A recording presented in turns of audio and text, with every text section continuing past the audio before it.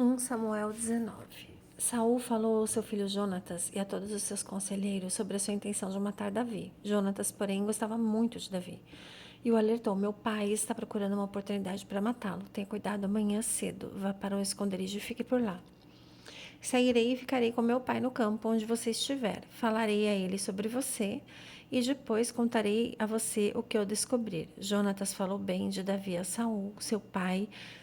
Ele disse: que o rei não faça mal ao seu servo Davi. Ele não lhe fez mal nenhum. Ao contrário, o que ele fez trouxe grandes benefícios ao rei. Ele arriscou a vida quando matou o filisteu. O Senhor trouxe grande vitória para todo Israel. Tu mesmo viste tudo e ficaste contente. Por que então farias mal a um inocente como Davi, matando-o sem motivo? Saul atendeu a Jonatas e fez esse juramento: juro pelo nome do Senhor que Davi não será morto. Então Jonatas chamou a Davi e lhe contou a conversa toda. Levou-o até Saul e Davi voltou a servir a Saul como anteriormente. E houve guerra outra vez e Davi foi lutar com os filisteus. Ele impôs uma grande derrota e eles fugiram dele. Mas um espírito maligno mandado pelo Senhor apoderou-se de Saul quando ele estava sentado em sua casa com sua lança na mão. Enquanto Davi estava tocando a harpa, Saul tentou encravá-lo na parede com sua lança, mas Davi desviou-se e a lança encravou na parede.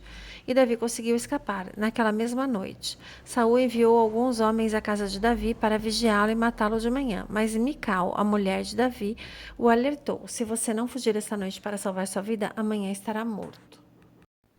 Então Mical fez Davi descer por uma janela e ele fugiu. Depois Mical pegou um ídolo do clã e o deitou na cama, pôs uma almofada de pelos de cabra na cabeceira e o cobriu com um manto.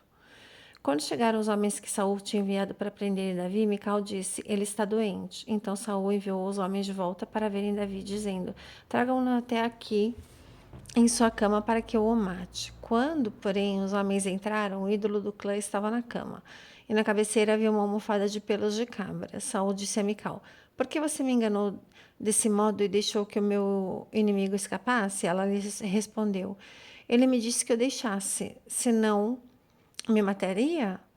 Depois que fugiu, Davi foi falar com Samuel em Ramá e contou-lhe tudo o que Saul lhe havia feito. Então ele e Samuel foram a Naiote e ficaram lá. E Saul foi informado: Davi está em Naiote, em Ramá. Então Saul enviou alguns homens para capturá-lo. Todavia, quando viram um grupo de profetas profetizando, dirigidos por Samuel, o Espírito de Deus apoderou-se dos mensageiros de Saul e eles também entraram em transe profético.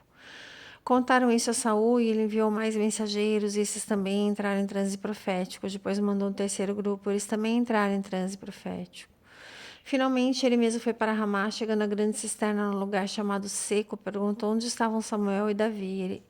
Eles responderam: em Naiote de Ramá. Então Saul foi para lá. Entretanto, o Espírito de Deus apoderou-se dele, e ele foi pelo caminho em transe profético até chegar a Naiote. E despindo-se de suas roupas, também profetizou em transe na presença de Samuel. Ele ficou deitado nu todo aquele dia e toda aquela noite. Por isso o povo diz: está Saul também entre os profetas? 1 Samuel 20. Então Davi fugiu de Naiote em Ramá e foi falar com Jonatas e perguntou: o que foi que eu fiz? Qual é o meu crime? Qual foi o pecado que cometi contra seu pai para que ele queira tirar minha vida? Nem pense nisso.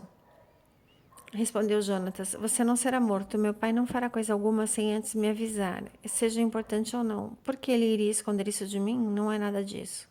Davi, contudo, fez um juramento e disse: seu pai sabe muito bem que eu conto com a sua simpatia. E pensou: Jonatas não deve saber disso para não se entristecer. No entanto, eu juro pelo nome do Senhor e por sua vida que estou a um passo da morte.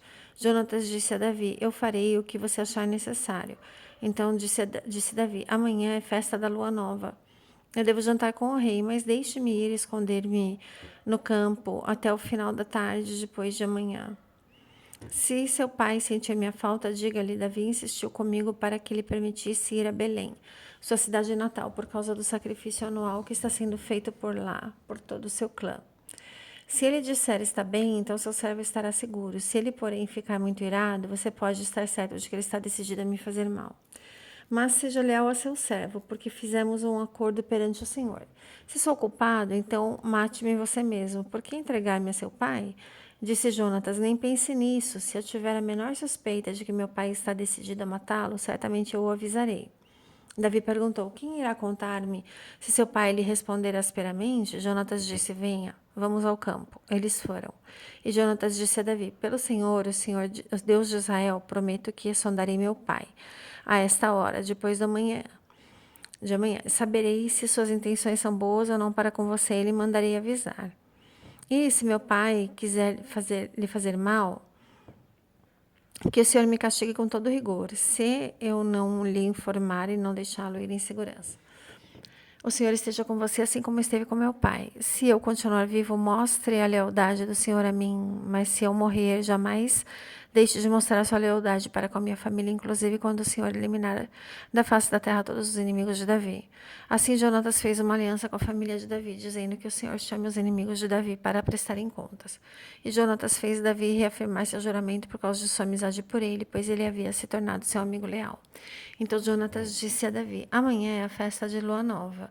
Vou sentir sua falta, pois sua cadeira estará vazia. Depois de amanhã, vá ao lugar onde você se escondeu quando tudo isso começou e espere junto à pedra de Ezel. Atirarei 3 flechas para o lado dela, como se estivesse atirando num alvo. Então mandarei um menino procurar as flechas. Se eu gritar para ele: as flechas estão mais para cá, traga-as aqui, você poderá vir, pois juro pelo nome do Senhor que você estará seguro. Não haverá perigo nenhum. Mas se eu gritar para ele: olha, as flechas estão mais para lá, vá embora, pois o Senhor manda ir. Quanto ao nosso acordo, o Senhor é testemunha entre mim e você para sempre. Então Davi escondeu-se no campo. Quando chegou a festa da lua nova, o rei sentou-se à mesa. Ele assentou no lugar de costume junto à parede em frente de Jonatas, e Abner sentou-se no lado de Saul, mas o lugar de Davi ficou vazio. Saul não disse nada naquele dia, pois pensou: algo deve ter acontecido a Davi, deixando-o cerimonialmente impuro. Com certeza ele está impuro. No dia seguinte, o segundo dia da festa da lua nova, o lugar de Davi continuou vazio. Então Saul perguntou ao seu filho Jonatas: por que o filho de Jessé não veio para a refeição nem ontem nem hoje? Jonatas respondeu: Davi me pediu com insistência permissão para ir a Belém, dizendo: deixe-me ir, pois nossa família oferecerá um sacrifício na cidade. Meu irmão ordenou que eu estivesse lá. Se conto com a sua simpatia, deixe-me ir ver meus irmãos. Por isso ele não veio à mesa do rei. A ira de Saul se acendeu contra Jonatas, e ele disse: filho de uma mulher perversa e rebelde, será que eu não sei que você tem apoiado o filho de Jessé para sua própria vergonha e para a vergonha daquela que o deu à luz? Enquanto o filho de Jessé viver, nem você nem seu reino serão restabelecidos. Agora mande chamá-lo e traga-o a mim, pois ele deve morrer. Jonatas perguntou ao seu pai: por que ele deve morrer? O que ele fez? Então Saul atirou sua lança contra Jonatas para matá-lo. E assim Jonatas percebeu que seu pai estava decidido a matar Davi. Jonatas levantou-se da mesa muito irado naquele segundo dia da festa da lua nova, e ele não comeu, pois estava triste porque seu pai havia humilhado Davi.